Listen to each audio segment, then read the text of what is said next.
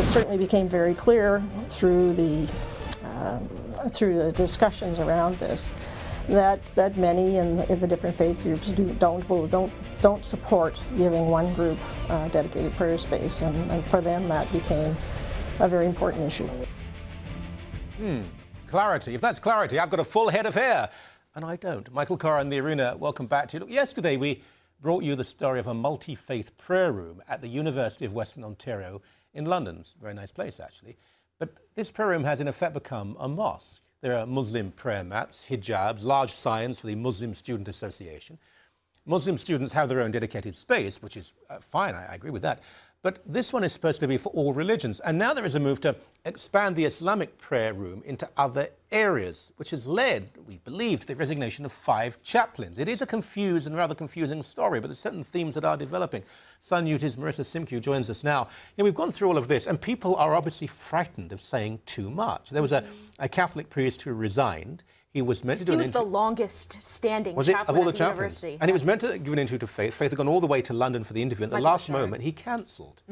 He said he was too busy. Well, loath as I am to doubt the word of a man of God, really too busy for 10 or 15 minutes? Well, I can't speak to why he decided to can that interview, but something doesn't smell right here. We have 5 chaplains that resigned from the University of Western.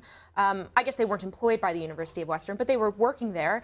And from what we know, and from what we know from Faith's interview with Susan Grindrod, who, by the way, was as clear as mud, is that there was a Muslim prayer space. It was moved into another building, and that will be now shared with the chaplain services offices. And according to one report, the interfaith space will no longer be used. So there are obviously a lot of concerns here, namely, and in one of the interviews that Bashar did with the Western Gazette, he basically said that he was concerned for 2 reasons. It's twofold. One, the exclusivity of a prayer space for one group in particular.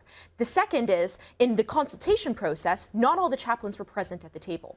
In fact, I read in one place that it wasn't that they weren't all there. There was only one there. One or two. You know, so Islam was speaking for all the faiths on campus. Now, this is interesting because I don't think Orthodox Jews even would be part of this. So if we think of mainstream or evangelical and Catholic Christianity, other forms of religion, there's no segregation of the genders. It will be very simple to share, but of course within a mosque there is segregation. Forgive me, but if a woman is going through a certain period of the month, she has to be in a different place. There are, of course, the mats, bare feet. This is very specifically Muslim. You can't, I've wandered into a Congregationalist meeting. Of course you haven't. You can't combine a Muslim prayer space with the multi-faith prayer space, and I guess that's one of the reasons why, at least according to some reports, the multi-faith space will be eliminated or will no longer be used. And it's in part because of what you just said. In fact, the president of the Muslim Students Association made this very clear in a quote where she says it's difficult to share the space because there are certain regulations that need to be upheld. Namely, you aren't allowed to wear shoes inside. It's meant to be quite clean. And I quote, "We have designated areas for women and men within the room to respect the privacy of each gender." In other words, segregation. And so these are the types of things that Muslims need in their particular prayer space that other groups wouldn't necessarily have. So how do you combine the two? And I'll tell you one thing. As a Christian myself, Michael, I don't need a designated prayer space. In fact, I prayed right here on your set before we started talking. Before you speak to me, you need to pray. Muslim or Christians, we pray all day, every day. We pray in the car, we pray at stoplights. But it's about equality. You should be watching the road, Marissa. But it's about equality and discrimination here. But within Islam, to pray 5 times a day, and some of those periods would actually be within the university day. If you say between, I don't know, 11 to 12 or 1 to 3 or whatever it is, this will be the place and the time for Muslims to pray. So they hijabs if they want them. There'll be the prayer mats. They will take their shoes off. Fine. And then 10 to 11 is this group and so on. But it doesn't seem to be that. Look, this is important to stress. I've heard this from 4 or 5 different places in North America where students have said, what was the multi-faith prayer space has now become, in effect, a mosque. If you walk in with your shoes on, there's no Muslim service taking place, but if you walk, there's a sign, remove your shoes. What? No, I don't want to, but I'm not saying you'd be physically attacked, but people would look at you and ask you, what are you doing? You must take your shoes off.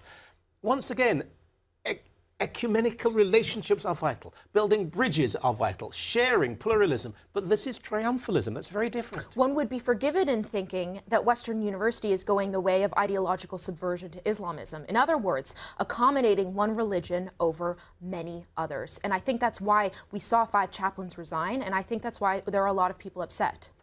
I've spoken at Western 4 or 5 times over the years, and at least 3 of those were to specifically Christian groups. There's a thriving Christian community there. It's not the case that only the Muslim students are devout, and many of them are. A lot of Christians, Catholic and evangelical, want to worship, they want to be part of the community. As you say, they're not required by liturgy as lay people to pray at certain times of the day, but they may want to use that space. They probably do, for quiet reflection, to sit there and just be with their God. And there's a clash. There is a culture clash. We've seen this replicated time and time again in place after place. And if we give in, it'll end in tears for lots of people. Are we ultimately seeing discrimination and sort of unjust practices employed in this situation? Because just looking at this situation, you have 2 options here.